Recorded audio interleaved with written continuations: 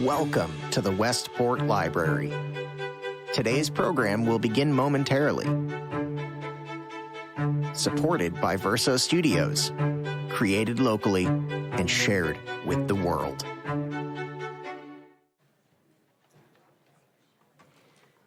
Good evening, ladies and gentlemen. I think I see one. My name is Carrie, and I am part of the programming team here at the library, and it is my absolute pleasure to welcome you to tonight's screening of the M Factor documentary, followed by an outstanding panel discussion with leading industry experts in various aspects of women's health and wellness. Tonight's program is a true community effort and would not be possible without the support of so many people and organizations that have contributed their time and talent and resources. One of those organizations is the Weston family YMCA, specifically Christina Sherwin and Patrick Freeman, who have a table over there. Hopefully you've all gotten a chance to say hello to them. They have been on board as a community partner for this event since the beginning, and the Y is doing incredible work in our community, supporting and empowering women through perimenopause and menopause with a 10-week Meno Strong program, which launched in January to full capacity, and by offering strength training, in-body assessments, and lifestyle coaching. So thank you to Christina and Patrick and the Y. Let's give them a little round of applause. And this evening literally would not be happening tonight if it were not for the vision and hard work of Westport resident Karen Fechter. Woo! Karen has vast knowledge of this space of women's health, and she came to us with a creative vision and has spearheaded the organization of this event, from identifying sponsors to securing panelists to putting together those beautiful gift bags, which are in all of your hands. Karen is a force, and I would actually say a goddess, as I've gotten to know her in the short time. And we're so grateful she reached out to us at the library and that we could help her vision come to life tonight. So let us give a warm welcome to Karen Fechter, who will say a few words and introduce the film for us tonight.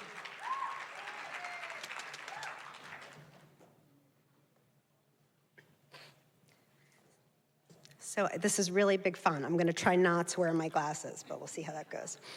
Hi, ladies. I am so happy to see you all, your beautiful faces tonight. Gives me all the feels. Usually when we gather like this in these numbers, it's for some sort of parenting talk in an effort to understand our children and create better humans. But tonight we're here for ourselves, and I'm so proud of all of us for showing up and prioritizing our self-care. Thank you, Carrie, for the support in producing this event, and to the Westport Library for providing space for us to all come together. I also want to share my gratitude for our partners this evening. I hope you all had a chance to engage with representatives from the Y, Alloy Women's Health, Some of All Beauty, who flew here from Florida to be here, our very own Nicole Mayer from Evicare, and a big thank you to all the brands who contributed to the gift bags.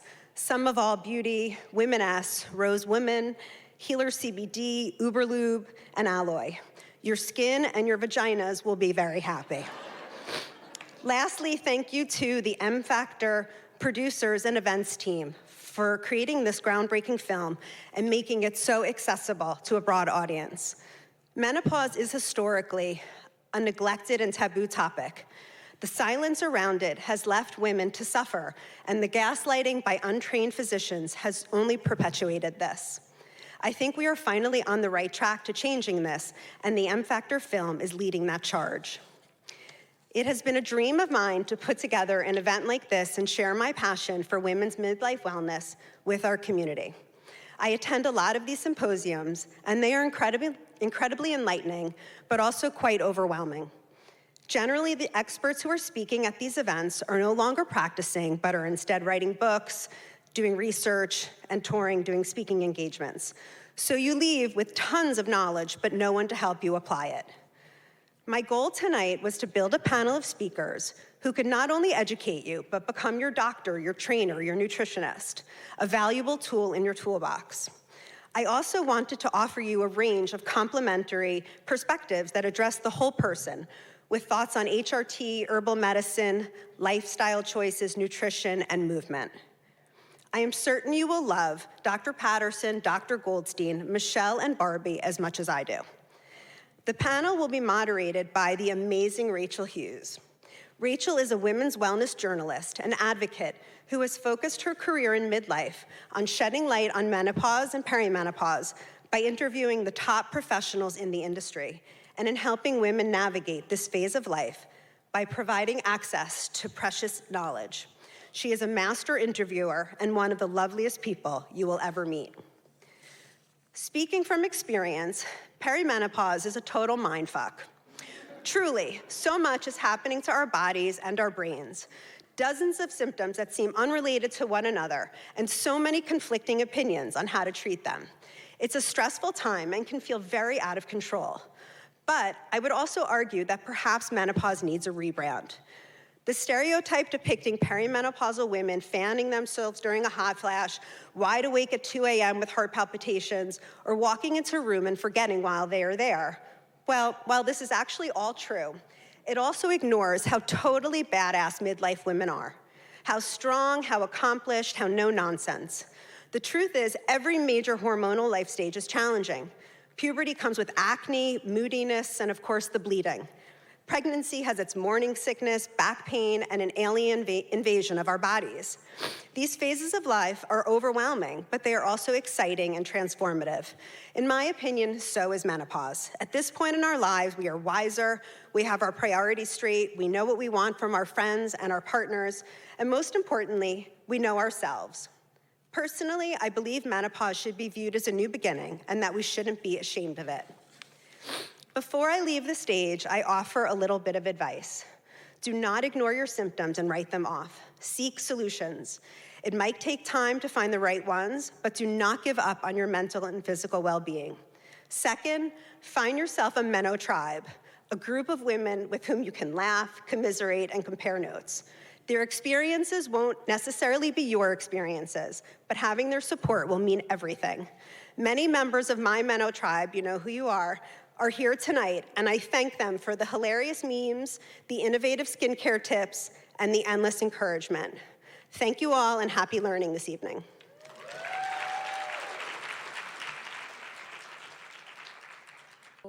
Welcome, everyone. How was that? Was it your first time seeing it, most of you? Yeah. Welcome, welcome, welcome, welcome. So glad you're here.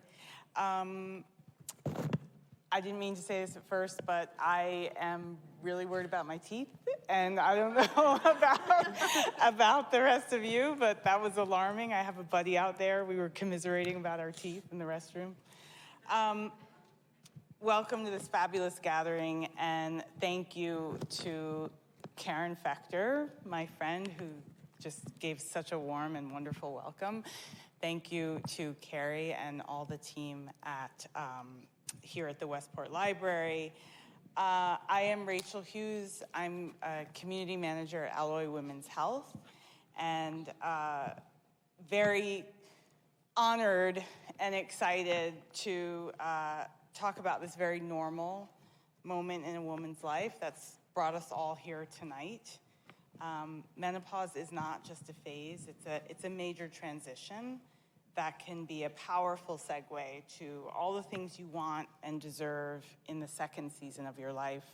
That's why we're here, not just hopefully for another conversation about menopause, but for a conversation about clarity, confidence, and choice. Closer. Ooh, okay. And my glasses while I'm at it. Because when you understand what's happening in your body and you understand how to approach it all with solutions and best practices, you gain the knowledge to make informed decisions about your health now and for the future. Are here to cut through the noise, separate fact from fiction, and most importantly, leave you all with actionable steps you can start using today. Let me introduce you, Dr. Jaquel Patterson. Next to me is a nationally recognized naturopathic physician, sought-after speaker, success coach, 3-time Amazon bestselling author, and Forbes contributor. She is the founder of Fairfield Family Health and has over 16 years of clinical experience with expertise in tick-borne infections, autoimmune conditions, integrative psychiatry, and environmental medicine.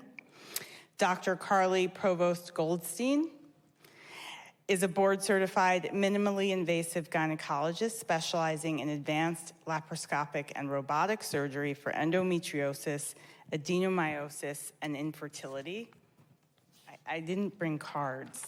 Forgive me my pages. With endometriosis and complex surgeries fuels her deep empathy and patient-centered approach. As the founder of ESSE Care and Wellness, Dr. Goldstein combines cutting-edge surgical expertise with integrative wellness, offering personalized care that includes hormone therapy, nutrition, acupuncture, pelvic PT, and multidisciplinary collaboration. Michele Canon, founder of Michele Canon Fitness and Nutrition. Michele is a fitness coach and nutritionist dedicated to helping women 40 plus thrive in midlife through customized metabolic strength programs, balanced nutrition plans, and sustainable habit change. As the founder of Michele Canon Fitness and Nutrition, she empowers women to build strength, boost metabolism, and feel their best at every stage of life. She is also the creator of MC Fit Natural Whey Protein, a clean, delicious protein powder designed to support women's health and performance. She is based in Southern California. Sorry, I'm hot flashing. Barbie Boules, registered dietitian, certified health coach, and meditation teacher with 20 plus years, specializing in the unique needs of women over 40. In her practice, she works as a private coach, community educator, passionate speaker, popular corporate wellness programmer, and respected dietetic intern preceptor. She has the privilege of guiding thousands of women across the country on their journey to better health and creating vibrant corporate wellness programming for over 100 companies around the world. Barbie takes an evidence-based, whole-person approach, emphasizing nourishing foods, quality sleep, daily movement, and developing solid stress skills. She is passionate about aging well and independently, prioritizing cognitive and cardiometabolic health and Alzheimer's disease prevention. She is the founder of BrainSpace, a thriving online community for women's cognitive fitness. Sorry, I'm really sweating. Each of these experts brings a unique perspective, but they all share a common goal: to help women feel informed, supported, and empowered in midlife. We're gonna get into it, and as I mentioned at the beginning, I am gonna pose questions to each of you, but I invite you all to weigh in wherever you like. Dr. Goldstein, give us the 1-minute crash course, if you will, on perimenopause and menopause. 2 minutes if you have to. No pressure after that film, right? I was like, well, do we even need to talk? I think we're good. So menopause is defined by the lack of periods after 12 months. So 12 months with no period is the defining moment of menopause. But perimenopause can last, as you saw, on average from 2 to 8 years, sometimes 10 years. And perimenopause can have still irregular cycles. You may not have a period for 6 months, then you may have one again. Then not have it for 3 months, then not for 7 months. But it's not true menopause until it's been 12 months of an absence. Perimenopause and menopause can both have a range of symptoms, as you guys all saw in the film. And it's important to know that you can have all of those symptoms: hot flashes, brain fog, poor sleep, low libido, and you can be in perimenopause, or you can even be pre-perimenopause and still have those symptoms, and your hormones could be off. And so there's no, I don't like to dismiss patients when they have symptoms at any point in their life stage, because we can still check and see if something's off, right? It doesn't have to be one particular moment or another that those happen, and that's very important. What else? Perimenopause, I like to, even before you go into it, even when you're thriving and feeling really well, and in your 40s or 30s, I like to establish like a baseline with patients, and I do believe in lab testing, contrary to a lot of people, but it's okay to have a baseline of when you feel good, so you know where you want to come back to later. And so that's just a little tidbit. No, that's helpful, and it's a perfect segue actually into testing. I do want to speak to each of you about it. Many women believe that they can be tested to find out if they're in perimenopause or not. there's also sort of a pushback against that you can't really test for perimenopause. So if you could, Dr. Goldstein, let us know sort of where you land about testing, and if you do test, what are you looking for before and after you might offer a woman an MHT? Sure, and we had talked about, Rachel, there was just this problem about one of the home test kits for menopause, and it was just testing FSH, which is one hormone in the brain that signals the ovary to produce more estrogen. So in menopause, FSH goes up, and the brain is saying, make more estrogen, release it, and so the FSH goes very high. They made a test kit, and they're getting in trouble with that because it's only one marker, and it can be random, and it can go up and down, and you can see it as level 60, and then a few months later, with lifestyle modifications, it could go back down to 20 or 15. And so there's no one single parameter that we look at. We look at a multitude of different hormones. And I do hormone testing. Full disclosure, I make no money on the hormone testing. I send patients to labs that are covered by their insurance, like LabCorp, Quest, Northwell. They run the testing. And we can look at estrogen, progesterone, testosterone, thyroid, FSH, a basic metabolic panel, like their chemistry levels, their anemia. And I like to do vitamins like D, B12, because there are multiple things that can cause similar symptoms and overlap. And it's important to look at all of them without just singling out one little player. So. Thank you. I actually want to ask you, Dr. Patterson, next. Perimenopause symptoms, many of them can mimic other conditions. What else might be causing things like heart palpitations, insomnia, anxiety, and weight gain?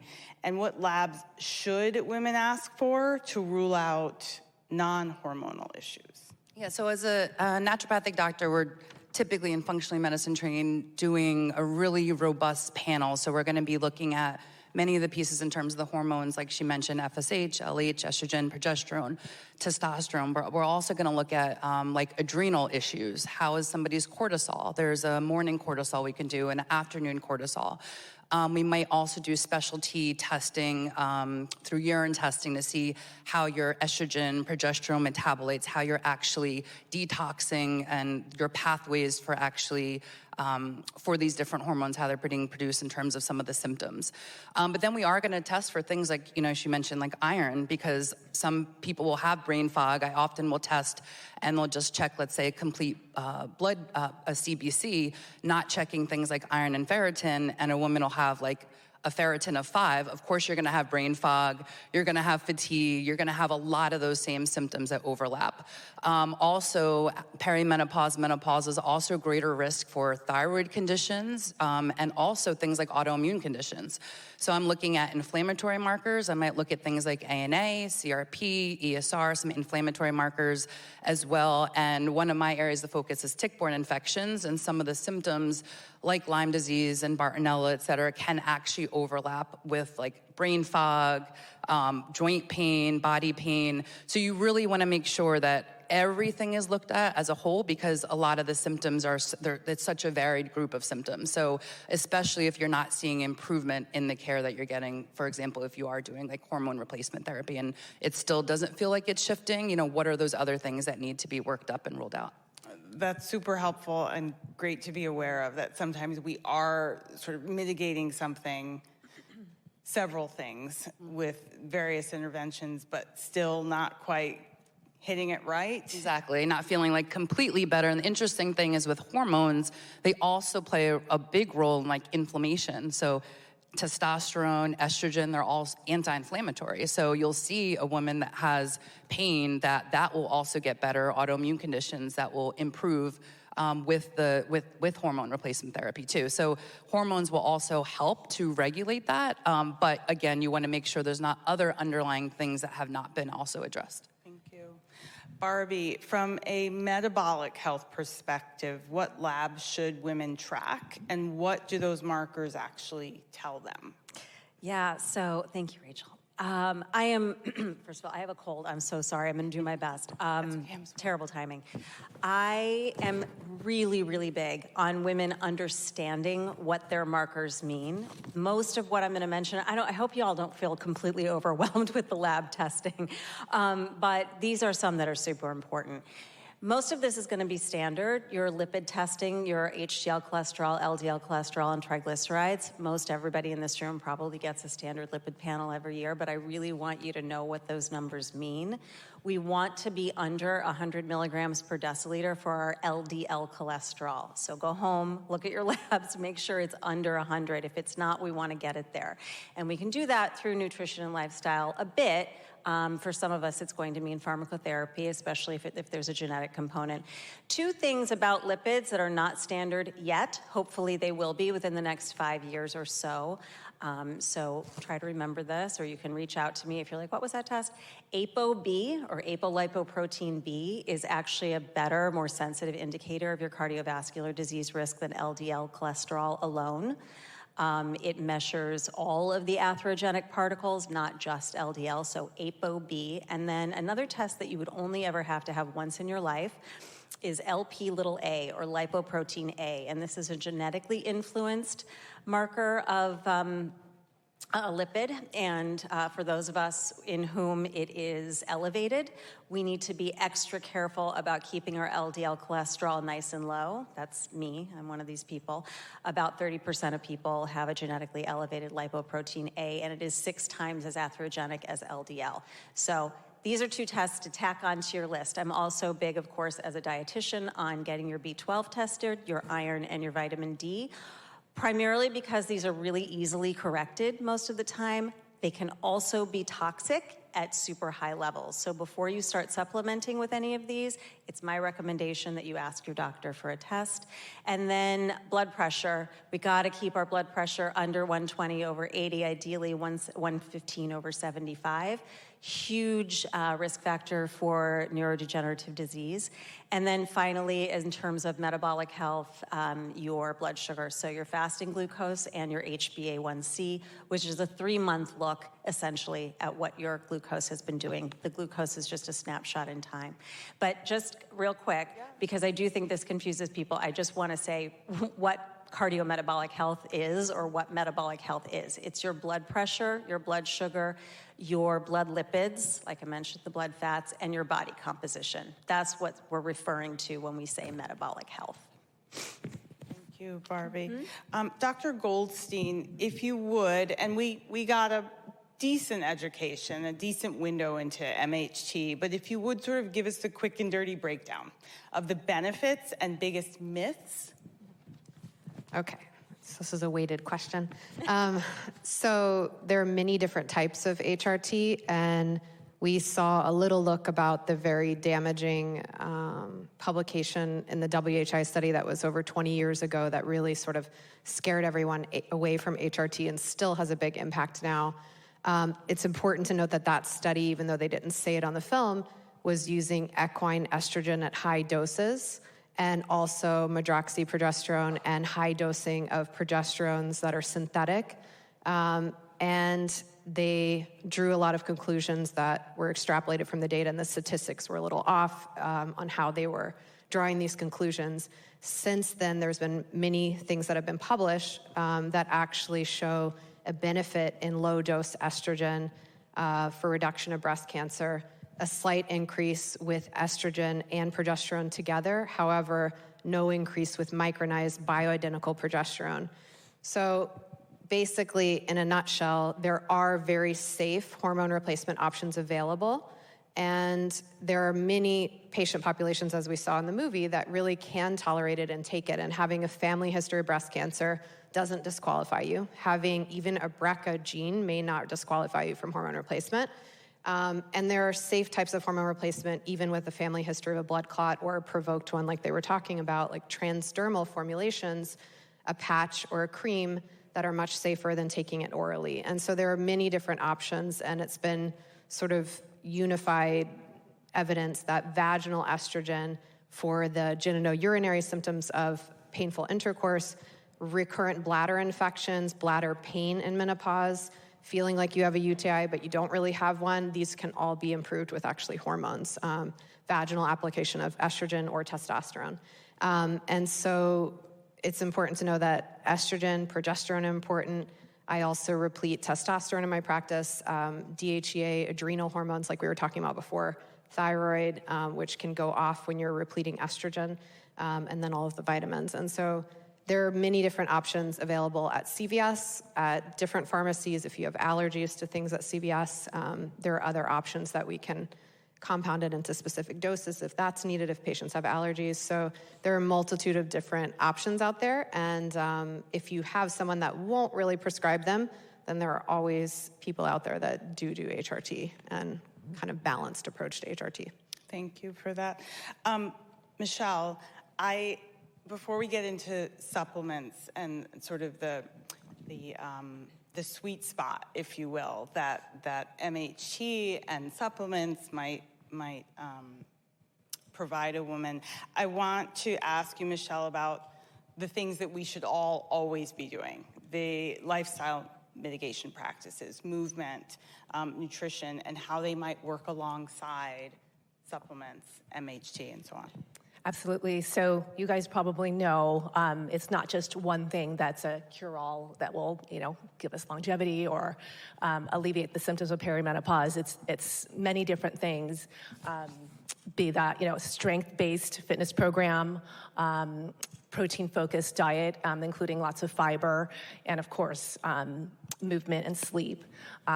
I naively thought in my 20s and 30s, I've been a collegiate athlete, and an athlete all my life, that I could somehow surpass these perimenopause symptoms just by lifting and, eating healthy, and I'm pretty dedicated, but definitely hit me hard when I just realized, no matter what I did, I continued to gain weight, especially in the midsection. I was tired all the time, so I don't want to underscore the importance of taking HRT along with, of course, the dietary interventions and exercise. Thank you, Michele. Dr. Patterson, supplements. We had occasion to speak before this event tonight, and you brought up impact absorption. We love supplements in the country, and some are regulated. Most are not regulated. I don't know. I'd love it if you kind of unpack that for us, and talk about the complementary treatment, if you will, of MHT and supplements, what those might be. Yeah, sure. So there isn't strict regulation right now with vitamins and supplements, and that's why it's really important that you are also working with somebody to help to guide through that, especially if you're on other treatments and medications, because some of those things can be contraindicated. So the one thing I do tell people, if they're getting supplements, make sure it's at least at minimum GMP, which is good manufacturing practices, and also third-party tested and regulated. So you ensure that the quality and the efficacy is good. If you get it online, like Amazon, it might not be tested. It could be returned. We don't know what's actually in the product. There's a whole bunch of information about that in terms of the quality of the ingredient. So in terms of what I look to recommend, so a lot of times some of the women I see, they may be on the fence of like they're either on hormone replacement therapy or they're looking to see what they can do before. And I always say, in terms of the organs we look at, it's like adrenals, thyroid, and hormones, because they often will take a hit where they're basically like a triangle where they're supporting each other.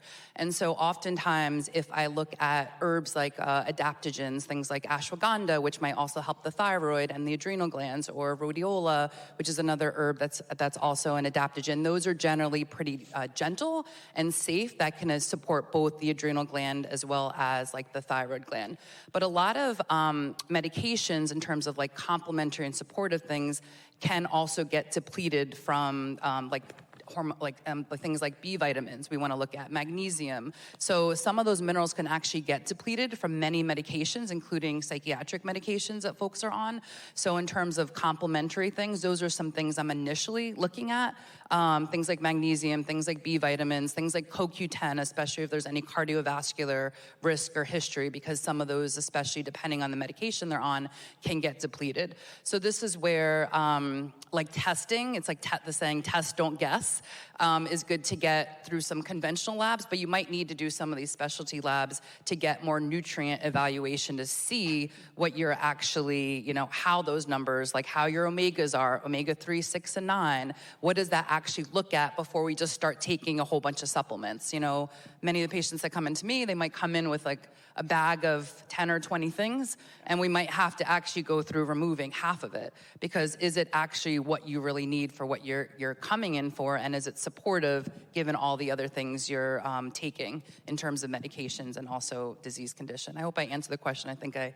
You did. It's a lot. I think that's really the point, is menopause care is really nuanced care. Mm-hmm. It requires really, I hate to make it more complicated than it needs to be, but it is nuanced, and it requires lots of conversations. And I think the goal here tonight is to sort of give people the tools to sort of unpack, think about what do I want to deal with? How much am I suffering? Am I not suffering? What am I struggling with? What do I want to deal with? And how do I think about my health outcomes? So it's a lot to get through and not a whole lot of time, but we're doing okay. I want to pivot to sleep.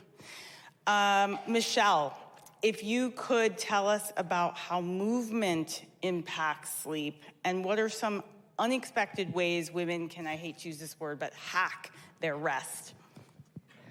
In general, movement does help with sleep. I think there was recently a study just about walking. There's like 500 participants, 6 weeks, and I don't really know the age, but it was like they took 10,000 steps a day, and they found that over that time, they were able to fall asleep faster and sleep for longer. So that's really great.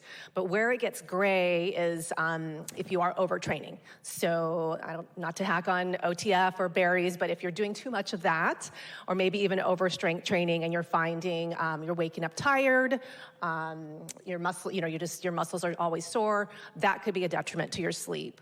But in general, right, just movement throughout the day, walking, having a balanced exercise routine is going to help with your sleep-wake cycles, obviously make you a little bit more tired, and help with your mood, et cetera, to help you fall asleep. I don't know about you, but sleep has been an issue, and just laying awake, thinking your brain just going is tough. So exercise can help with that.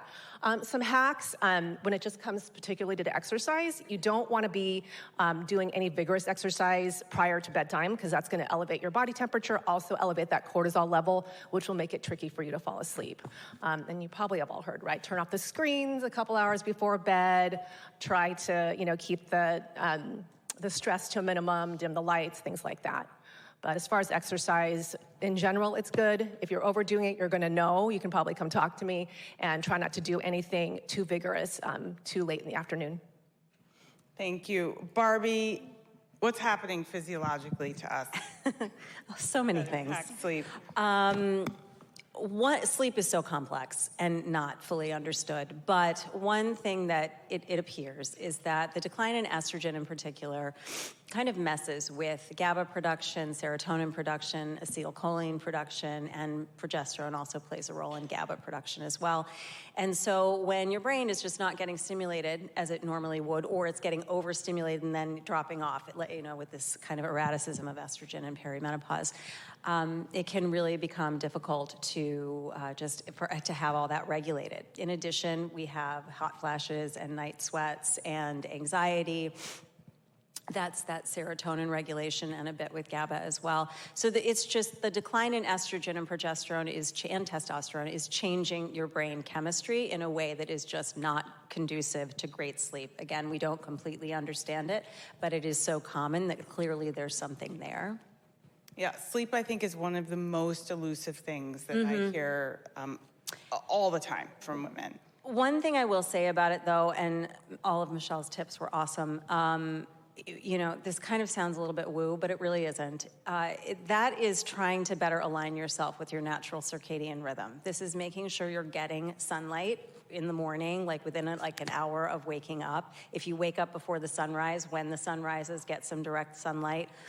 And once the sun goes down, start dimming the lights in your house. No super bright lights, screens. I mean, it's so hard for all of us to completely get rid of screens right before bed, but just doing what you can to just follow that natural arc of light to dark can really, really be a step in the right direction.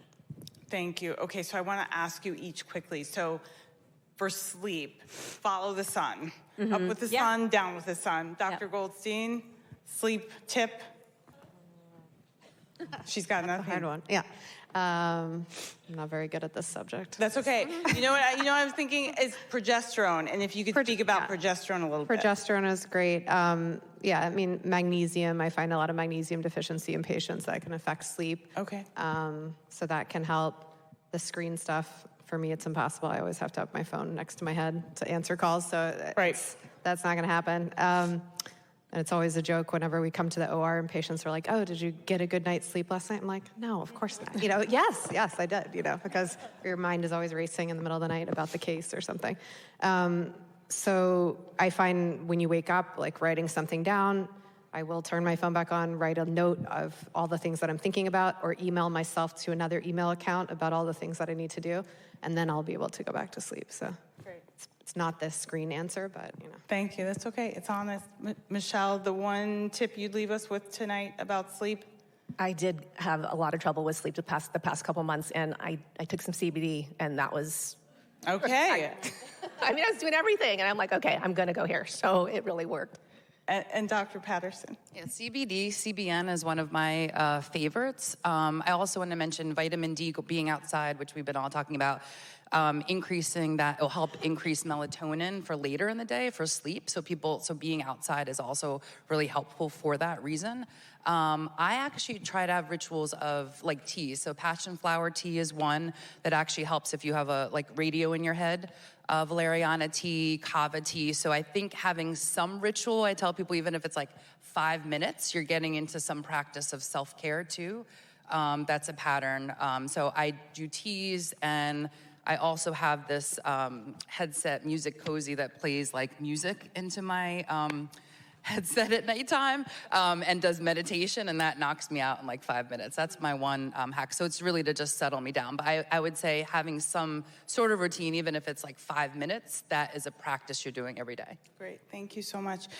There was a lot of time spent in the film talking about brain health for good reason. Barbie, most women don't think about brain health until they experience brain fog or memory issues, but you are a believer that it's never too early to start considering your brain health. What should women then in their 30s, 40s be doing now to protect their brain? So yes, it is never too early. It's also never too late to improve your quality of life. So never too early, never too late. The truth about neurodegenerative disease, Alzheimer's representing about 60 to 70% of all dementias, it actually begins in midlife. So it begins in your 40s, your 50s, and then you start, if you're, normal onset Alzheimer's, you start showing symptoms in your 60s. So now is when we really want to start managing what we can in the name of prevention. And really, there are 14 risk factors identified by the Lancet Commission. I'm happy to, I'm not gonna run through them all right now because I know we don't have time.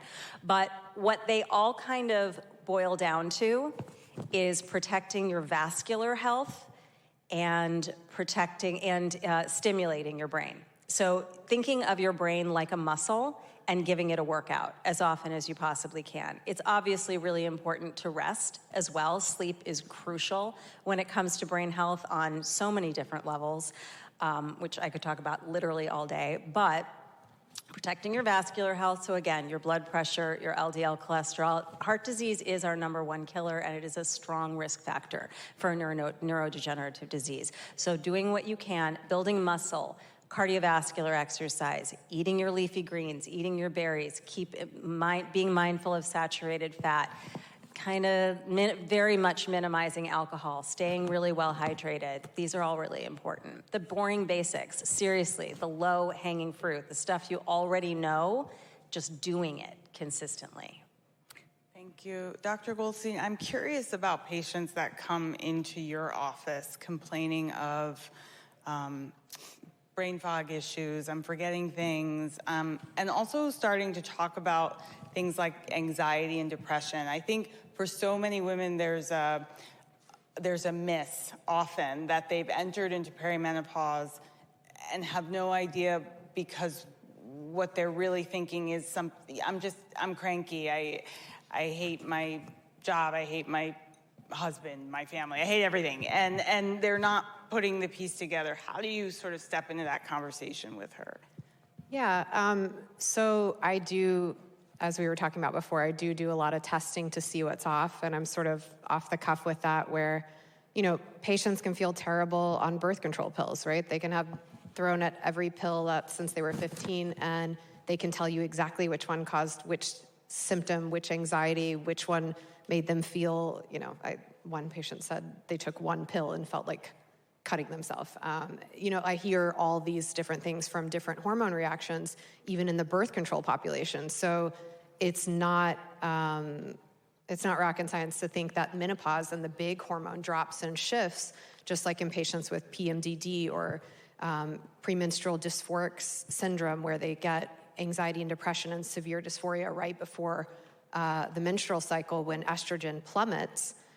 Menopause can do the same thing to the brain and to anxiety levels and hormone levels. And so sometimes I do look at things whenever they're feeling good, like look at things whenever their mood is very good, and then look at a panel whenever, just a few markers when they're really having a terrible day or feeling really bad. And hopefully I'll see a difference there and we can see what's really affecting them. We're seeing new studies about testosterone in the brain and mood, estrogen. We know that there's a lot of effects with these different hormones. And so, and even when there's not HRT that can be used, there are many different ways that, you know, we can do mood therapies and other options for patients. So. Great, thank you. And Michele and Dr. Patterson, I'd love your input on this. I know that you're also listening to women every day saying, I'm not feeling like myself. How do you start to sort of help her bridge that gap? Michele?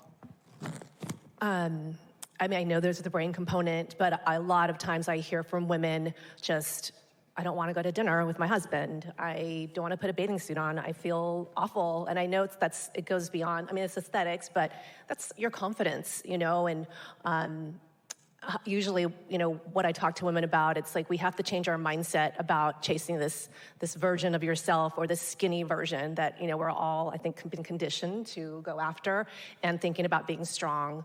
And it's not so much about the weight on the scale. And once you start to accept that and start thinking about yourself, you know, 20, 30, or 40 years from now, what you want to be doing versus really what you want to be look like, it shifts things, and I think the results come from that. Oh my gosh, what was that's great. That you could, no pressure. That's totally great. Yeah. Dr. Patterson. Yeah, I was just going to say the areas on the brain it showed that get impacted with menopause. It was like they showed the prefrontal cortex, the hippocampus. Those are the same areas that get actually impacted with anxiety and depression as well. And so those are all factors, hippocampus, for like memory, short-term memory. So a lot of forgetfulness. We have all in those centers are prefrontal cortex for decision-making, deciding on what to do. So you'll see a lot of women as they're going through the change of not being able to make decisions as readily as they can before. So I always want to take into consideration hormones, but sometimes it's not always hormones. It could be other reasons. Like if you look, there's a lot more up-and-coming research on something called like neuroinflammation and inflammation's impact on affecting the blood-brain barrier and causing these issues with mental health that can be triggered by chronic disease conditions that were mentioned, or traumatic brain injuries, or infections, as I mentioned, or as we talked about infections earlier. And so these can also, even if you look at things like PMDD, a lot of these inflammatory markers will go up too prior to having like the menstrual cycle. So inflammation, managing inflammation, even sleep. They've shown adolescents who have high inflammatory markers might have issues with sleep later on in their life as adults. So we always want to look at, I just wanted to add every other factors, because sometimes it's not just the hormones, but interestingly enough, that those areas of the brain are the same areas that get affected with those different mental health conditions that are pretty rampant during that time too. Thank you so much. Dr. Goldstein, I wonder if you could speak to women with endometriosis about stepping into perimenopause and menopause. Yeah, so it's one of my favorite subjects. So I've been dealing with endometriosis for many years. My grandmother had a hysterectomy and ovaries out at 26. My mom at 33. I had my hysterectomy, ovaries out this summer at 40. And I treat patients every day with endometriosis in all different stages. Sometimes they come to me already with ovaries out, sometimes hysterectomy at 16. Really terrible things. Endometriosis is a benign condition. We hate that word, though, in the endo community. It's very, can be life-threatening, and there are many complications from it, frequently tied with early ovarian failure, whether it's surgical or because of the distortion in anatomy and long-term inflammation and disease impact on the ovaries. So treating endometriosis patients and watching my own family go through it in young ages and being on equine and Prempro and all these hormones for years. And my mom was literally, like, she would say, a crazy person until she started a balanced bioidentical approach at like 40. So I really watched the impact of all of these things throughout my life on the women in my family that were affected by endo, and then really started treating all of the endo patients that I was working on, surgically, but offering them hormone balancing approaches post-surgery or pre-surgery. And I find that lifelong care with endo and managing all of the hormones, the vitamins, the fitness, the nutrition, and all of the different Eastern medicine approaches is really my passion with it, because there's so much intersection and there's so much room for improvement to really feel much better and thrive, rather than sort of think of these things as a doomsday end all. And, I'm an optimist, so I will tell you that for an endo patient, most of them, like myself, being in menopause and being on HRT is like the best time of my life. I will say that I am very excited and happy. I love all of my hormones that I'm on. It's better than like my 20s, 30s, all the IVF I went through, all of those things. So I know that sometimes the movie and these things get a little doomsday, but there are really amazing options. And I feel like we are on the precipice or the beginning of this big talk about all of it and sharing all of the knowledge, and that's very exciting. So thank you so much for that. I'm told we're running out of time, which I can't believe, but I have a couple more things I want to try and speed through. One is weight gain and diet. Barbie, I'd like to start with you. Sure. Midlife weight gain and fat redistribution. Why does this happen? If you can, in 10 seconds or less. And is there a way to stop it? No. But we can combat it. There isn't a way to stop it. It's a very natural progression.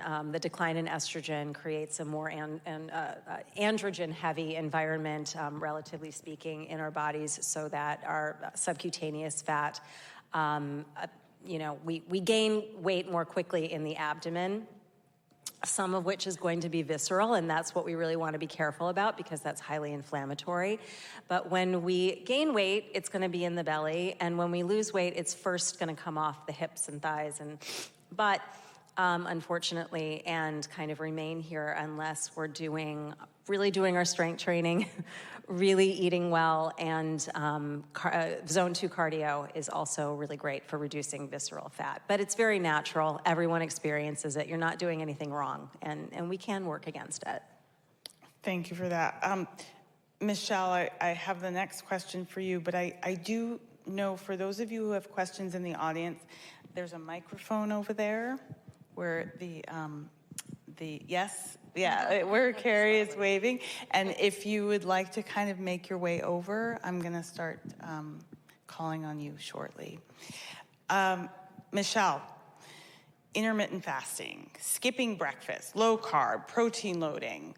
What works? What does not? What should we toss out? What should we listen to? How do we decide what's right for us individually? Okay, there's a lot to cover in this. What I'm going to say is the diet that's going to work is going to be the diet that you can sustain. So however you lose the weight is how you want to keep it off.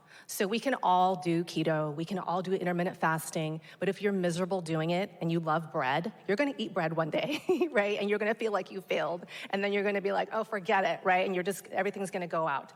So I did keto and intermittent fasting for 4+ years, and it worked until it didn't. And I know that coincided with my hormones dropping low. Our body is in a much different condition now than when we were in our 20s, 30s, maybe even early 40s. So we're not as resilient. We need carbs, you know, in order for thyroid function and to have energy. So I'm not gonna, tout a specific diet. I will say keto and intermittent fasting could help for short term, maybe to help with inflammation, if you have some blood sugar issues, but for long term, I generally think for women in perimenopause and in menopause, it's not a good idea. Great, thank you. And very quickly, workouts. Talk to us about strength training. Let me just tell you, I know there's a lot of bar fans out there. I too am a bar fan. I love bar. But I did find that beyond my 40s, it wasn't doing for me what it had previously. So let us know a bit about strength training. Bar, Pilates, yoga, hot yoga, all those things, if you guys enjoy it, do it, because I know there also is, those classes give you a sense of community, right, a sense of belonging, there's friends there. But if you're depending on that for your strength training, to put on lean muscle mass, it's not gonna do it. You have to load your spine, you have to pick up heavy things. I'm not saying, you guys are probably on Instagram and these influencers are going, lift as heavy as F and whatever, okay, I'm not expecting you guys who've never lifted weights before to go in and do a barbell back squat, right? But we have to add resistance, whether it be bands or your body weight. You have to start somewhere, because again, remember that I don't know about you, but I want to be the hottest grandma in the room, okay? I want to be able to lift my grandchildren, put the suitcase in the overhead bin, and travel to Bali with my hot boyfriend. So, and those things are going to happen because you are strong, not because you're skinny. So your foundation needs to change to strength training at least 3 times a week. If you're not doing it, if you're doing it 0, go 1 time, right? Meet yourself where you are, and then sprinkle in the cardio and maybe add in your bar and whatever it is. But strength training is going to help change that body composition and make you those hot grandmas. Hot grandma. And just real quick, you need the substrate for the muscle building too, so you have to get enough protein. Yes. Thank you, thank And you. carbohydrate is important for building muscle too. Thank you. I just had to throw that. Thank you. I see you up at the microphone. Please come on over. This is very bright light. I know, it is. I just want to throw out there, I've been a psychotherapist for 22 years and have endometriosis, and I've had the honor of Karli Goldstein being the person that finally made me not feel crazy. So just putting that out there. I've been noticing this increase of women. I've focused on women's health for years of I've never had to deal with finding coping skills, or I've never felt this way before. And we know that, right? Like all of a sudden menopause hits and like anxiety happens, and people who have never had it, it can be really scary. So I'm seeing this big trajectory of people coming to me saying, I'm on this psychiatric drug or on this thing, and it's not helping. So the quick fix generation, and I just kind of want to put it out there, one, that this is happening so much more around my colleagues and I, especially in private practice, because people tend to come to us in privacy.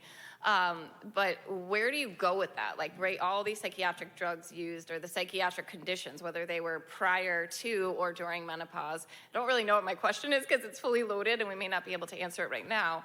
But like, as a practitioner, what would you advise me to do, or what do you say to your patients, if that was clear?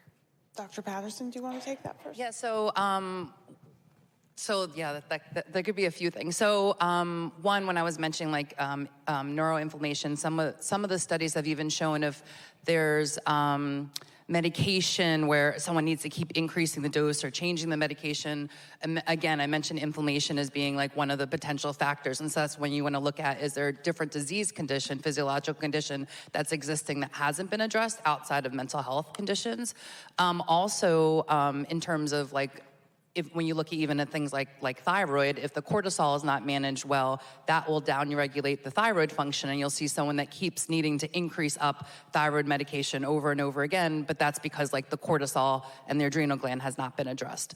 So it's really multifaceted, and like what are these other things in terms of potential like organs or other functional things that might be actually occurring that has not been addressed, especially if there's this kind of like where the medication's not working as effectively, or they need to keep adding more onto the list, that has also not been addressed. So I'm typically doing a lot more extensive lab work around that to see what would be the causative reason as to why. So. And do you use the GeneSight test, which will show you what medications will metabolize correctly, or any other? Yes, I do that. I look at like OAT test. That one is definitely helpful. Not all the time though, for some people I find with the medications. Methylation is another piece if people are not methylating properly. So you're looking at things like COMT, MTHFR. And so some individuals, if there's an issue with that, they don't also respond as well to the psychiatric medications. So those are other factors. Does anyone else want to weigh in on that? Dr. Goldstein? No. Okay. I'm working on a lot of different options with, I've been working a lot with LDN, low-dose naltrexone, and other options on a side from some of the psychiatric medications. If there's different options, I also work with a hypnotherapist. I mean, there are different strategies that we can use to be complementary to just drug therapy for depression and anxiety. And then we also saw, obviously, the hormone component.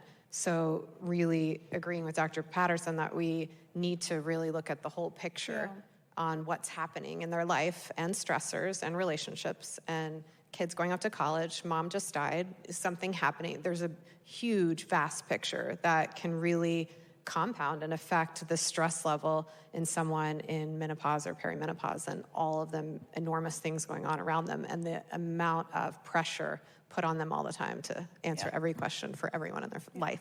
Thank you. Yeah. Hi. Please. Not as complicated question. More about hormone replacement therapy. Okay, so I've heard of bioidentical hormone replacement and then your traditional hormone replacement. I talked to my gynecologist about it because I was done with all these symptoms. And basically all she said to me was, bioidentical is not FDA approved. The traditional stuff is FDA approved, and that's it. So and then I did get the regular traditional hormone replacement, like I got the patch and the progesterone. I got home, opened the packages, kind of read all the risk factors and got scared shitless and put it in my drawer and didn't touch it again. So I'm like, well, maybe I should go to the bioidentical hormone replacement therapy. So basically, is there a difference in which one's better, and does it really matter? Can I still do the traditional stuff? So very great question. And if you got an estradiol patch, Yes. and micronized progesterone from Walgreens or CVS, that is bioidentical. That is, I Yes. thought bioidentical had to do with these creams and these No, compounds. not necessarily. So that's a misnomer. So there is bioidentical hormone therapy, which an estradiol patch is identical to estradiol produced in your body. So that is in an estradiol patch. There are combination pills that are used for menopause, which are different forms, like an ethinyl estradiol and a different form of progesterone, like medroxyprogesterone that we were talking about earlier. Those are synthetic versions of hormones, the sex hormones, estrogen, progesterone, that are not identical to the molecules that we produce in our body. The estradiol patch actually is bioidentical. It's not compounded, but it is bioidentical, okay? And it is still synthetic. It's produced in a lab, but it is bioidentical version to what you have in your body. So that was kind of a misnomer what your doctor told you. Right. Giving you micronized progesterone from the pharmacy and giving you an estradiol patch is bioidentical. You can take it. You can pull it back out of the drawer. They are trying to remove a lot of the labels off of the medications, including estradiol and vaginal estrase and creams that say it's carcinogenic. They're trying to remove the labels from that, but it's a long uphill battle. And it's uniformly safe in most patients. Even breast cancer survivors could use vaginal estrogen formulations. And so that's very important. You can take compounded hormones, and it really depends on the patient. I also give testosterone, right? We have two options with testosterone, as we talked about earlier. There's male version that we can try to titrate, or we can compound 2 milligrams only of testosterone a day, 1 milligram only in a compounding pharmacy that will make that formulation, right? And so we can do all different versions of it, and compounding pharmacies I do use a lot for patients with allergies, allergy to the patch or the adhesive. We can use a compounding pharmacy, and I have great results with them. If you or peanuts with progesterone and different things like that. So there are options. They make allergen-free formulas. It's important to know that they are facilities that are double tested, and if you have a problem with the batch, you can bring it back, they'll retest it. I don't know any CVS that does that for you, So there are many options for the hormones on the market, but the estradiol patch and the micronized progesterone are bioidentical versions. Well, I'm glad I asked. Yes. So thank you. Hi, I'm Debbie Tashline. I'm a women's health nurse practitioner and certified menopause specialist, and I actually have a private practice here in Connecticut focused on menopause. And I just want to first thank you for empowering everyone here tonight. And since we're in a library, I feel like I need to recommend a book. And if anybody hasn't read in the documentary, Dr. Mary Claire Haber's The New Menopause is a great one if you haven't read it. My question I have tonight is for Dr. Goldstein and your expertise in endometriosis. And I'm so glad you shared the part of your story and that in menopause state you are feeling great. And a lot of women that we're seeing that are seeking out systemic hormone therapy and have that history of endometriosis, and they're wondering how that might affect how they might feel, will they be affected by it.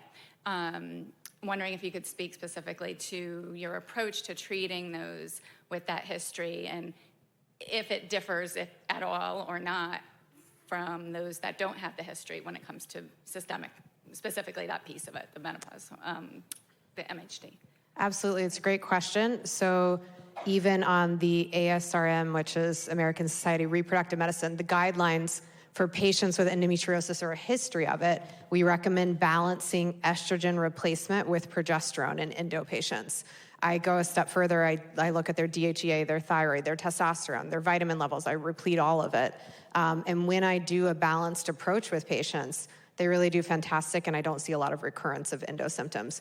If patients with endo are given unopposed estrogen, especially at high doses and oral, it's dangerous for an endo recurrence, or especially I see patients, all realms of endo, even lung collapse patients, the thoracic, diaphragm work we do. Those patients, I very carefully titrate their hormone levels, and I do like a twice daily dosing of what they're doing with hormones. And I find that distribution of like every 12 hours, we're avoiding a lot of that residual little lung collapse or pickup of symptoms. So. Hi.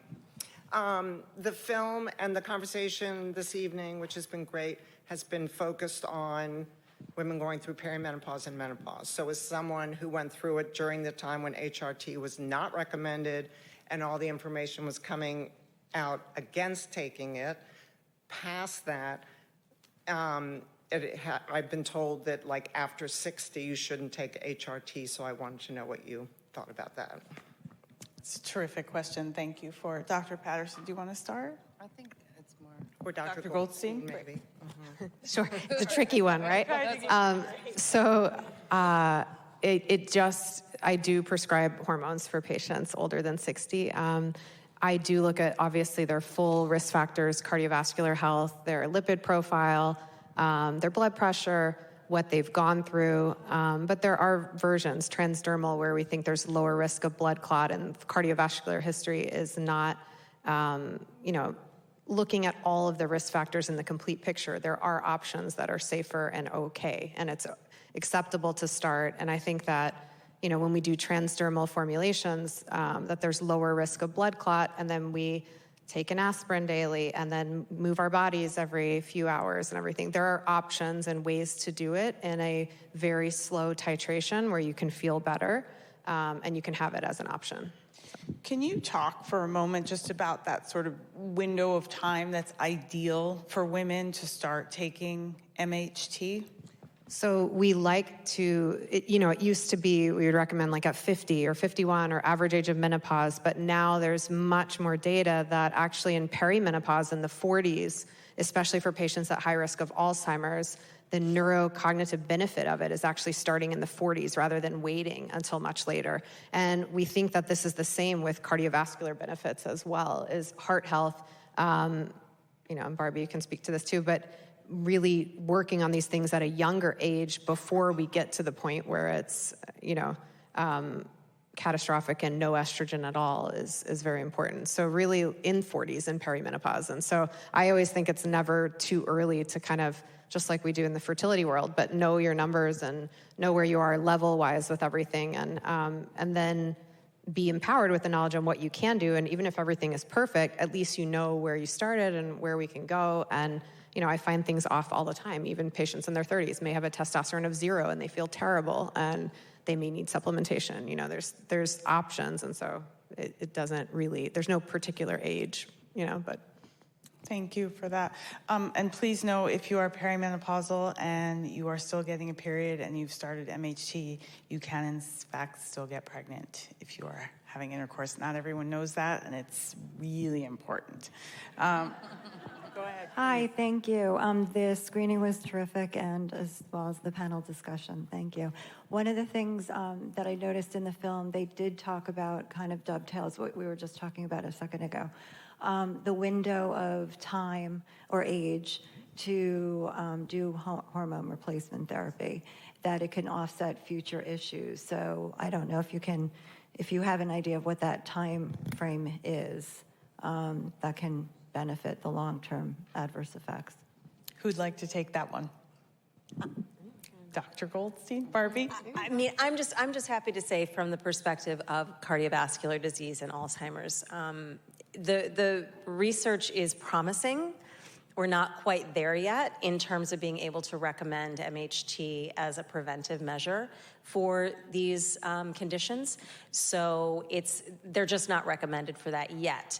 It's very logical that replacing estradiol would be beneficial in these situations, but that we just aren't there yet in terms of the research. So does that mean if you hit a certain age, you might have missed that window? Not necessarily. And just, I wanted to speak to anyone here who, just in case, you missed this window, plenty of women live happy, healthy, long, wonderful lives without MHT. So you don't need to feel like you've missed out on something that you should have done. I mean, we don't need that stress either. But no, you certainly haven't. And like we're saying here, you can start really any time as long as you don't have contraindications. But I just wanted to be clear about the prevention of diseases that you don't yet have. We're not there yet with MHT. Okay, thank you. Hi. One more. Last question, and I promise to end on a positive note. My name is Lauren Tettenbaum. I'm also a psychotherapist, and I'm a writer, and my book, Millennial Menopause, will be out in July. And through my research, I found a lot of really interesting facts, including that psychoeducation is so key for all the patients who come to us. They feel so alone. Your question earlier was about, what do I do to fix this? And just finding that community through communities like Alloy, events like these can be really helpful. And through my research, I found that one's attitude towards perimenopause and menopause really can make a difference in how we feel. So I'm hoping that all of you, or some of you, can leave us with some words of encouragement or empowerment, so that we're not all dreading, all of these symptoms, or feeling that we want to feel like there's hope. And I know I do, but would love to hear from our panelists. You took my last question. Let's go down the line. Dr. Patterson, you want to start? So I love that question. I think one of the pieces is, what I love is, I'm in my 40s, so I think getting to the age of feeling empowered to actually ask the question and push back, that it's not in our head, because we're often told it's in our head with everything in terms of denying what we're feeling, our emotions, et cetera. But I remember one of my professors when I was in naturopathic medical school always said this is like the Empress stage, and looking at it as a way of it's also a time that people, there's changes sometimes in relationships and divorces and things like that too, because people become very sure of what they want and they don't want. And there's a lot of maturity and wisdom behind that. So I think embracing that and looking at it in a way that's positive is really important, but also stepping up and advocating for our health when we feel like our needs are not met, because we often kind of disregard that for many years, and remembering to do that. And I love what Karen said, the Meno tribe, to have that tribe of people and social connection as well, to be able to know that it's not just you that is dealing with it. So kind of creating that community and connection too as well. Michele. I wanted to just tell you, or say, just it's never too late. I've got clients in their 60s that are able to change their body composition, get abs. I mean, I know it's really focused on the looks, but that just, trickles down to everything about the way you feel about yourself, the way your relationships go. So meet yourself where you are, but it's never too late to start. Yeah, I kind of already said it earlier, but I mean, for me personally with endometriosis, menopause is a blessing. It's awesome, so I love it. But, and then I think also, having the wisdom and the strength training and working on all the nutrition stuff, it's really exciting to find all of these different answers that sort of debunk everything you thought in your 20s. And, and I will second that, like the protein and the 3 days of lifting weights, I lost like 15, 20 pounds in menopause after a hysterectomy just by doing 3 days of weightlifting at home with the weights from Target, with my 2-year-old running around and working on protein and increasing my protein intake. And so I didn't do any of the weight loss drugs, and it worked. And so these things I find it really fascinating and cool that we're all coming together and talking about it, because there is hope. And it's sort of like going back for me after many, many years of study in medicine and focusing on the nutrition and the wellness and the fitness is really awesome. So, thank you, Barbie. I personally have never felt better. I'm not tonight, but I'm 54. I have never been happier. It's not that everything's perfect, but I've never felt so much agency in my life, over my life, and the knowledge and the wisdom that comes with, kind of reflecting on everything that we've been through in our 20s, 30s, and 40s. It's coming. There was a reason for it, and it's because it's really good now. So that was an awesome question. It was an awesome question, and I have to backpedal for 5 minutes, if you would just allow me, because this is really important, and I do want to hear from all of you about advocating for yourself. You brought this up just a moment ago, Dr. Patterson. We have the benefit of platforms like Alloy, where I work, where there's digital health, and we can connect with a menopause specialist and get that kind of care online, but women still have to go get a PAP and a breast exam and so on.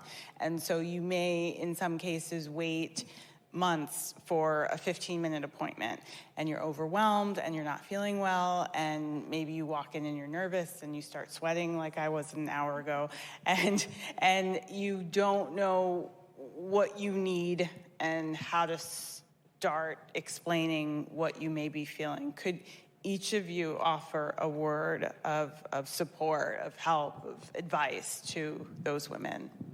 Yeah, I think first thing is always coming in with, even when I go to the doctor myself, I forget half the questions.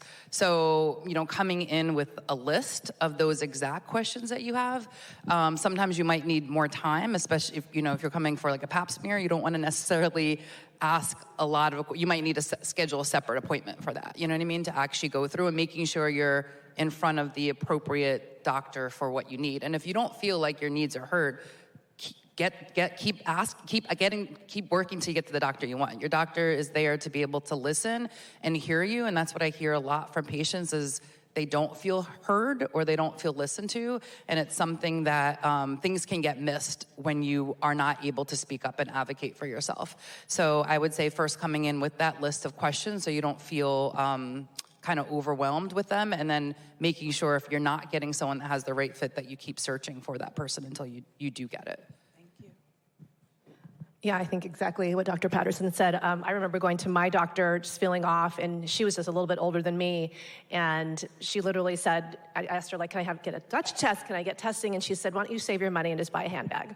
So I knew then, I know it was awful, and I just started talking to friends and really just talking about it, and then you do hear of the right direction to go in, but it may take 3 or 4 tries. So don't give up because you are going to be your own best advocate. There's lots of information. I think there's the North American Menopause Society website where you can get doctors' names, but just keep pushing until you find the answers that you need. I know we're taught to really respect, and the doctors haven't been trained, as you heard from the movie, to respect what doctors say, but if you feel like you're not being heard, you can't give up and just keep going. I like to have patients make a bullet point list of their symptoms, very streamlined version. I think it's a great idea whenever you're feeling a lot of different things to write it all down. You can have it on your phone, but when we have those like questionnaires on what you're feeling, or you call and book an appointment, it's really good for me to see those things ahead of time. And so fill out the questionnaire and have the bullet list, and then I can actually look at all of that ahead of the appointment, or your provider can, and figure out what we need to do. And sometimes that's even ordering a hormone panel before you walk in the door, so that visit is more useful and we can actually discuss the results with all of the symptoms at the same time. And so pertinent medical history and then those symptoms that are really bothering you in a nutshell is really helpful for me to know ahead of time, ahead of the visit actually. Yeah, so all of that. And also to look at your relationship with your provider as a partnership. It is not, a one-sided where they're dictating to you, but you are really in the game with them. Just kind of what was alluded to in the movie. They are an expert in medicine, but you are an expert in you. And so making a list, making sure you really understand and can bring to the table what your concerns are in a very succinct way so that they can best help you.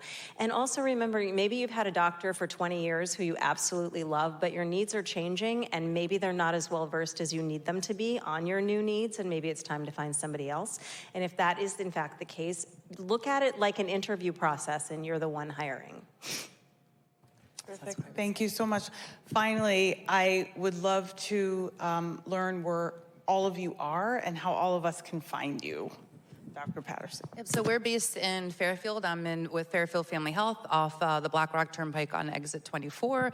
And we also have a multidisciplinary integrative practice. So there's 9 other providers, including prescribers for in terms of hormone replacement therapy. And we also have acupuncture, tons of other complementary services with our services for naturopathic medicine and functional medicine.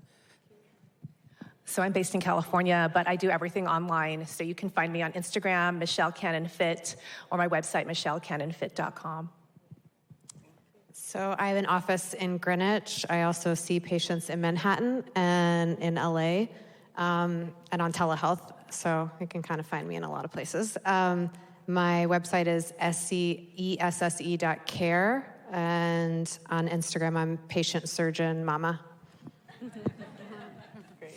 I am in Chicago, but I run an online community for women's cognitive fitness called Brain Space. My website is barbieboules.com, and I'm on Instagram, The Cognition Dietitian, and I do see a limited number of private clients every year.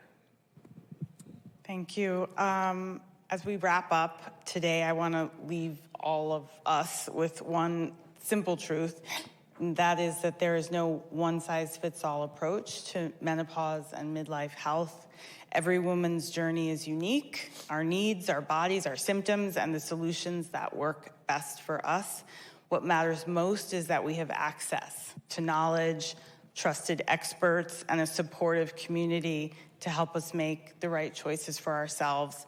That's exactly why conversations like this, certainly the film, are so important, because when we come together to learn, to ask better questions, to learn how to advocate for ourselves, when we leave spaces like this, we don't just improve our own health, we change the future of menopause care for all women.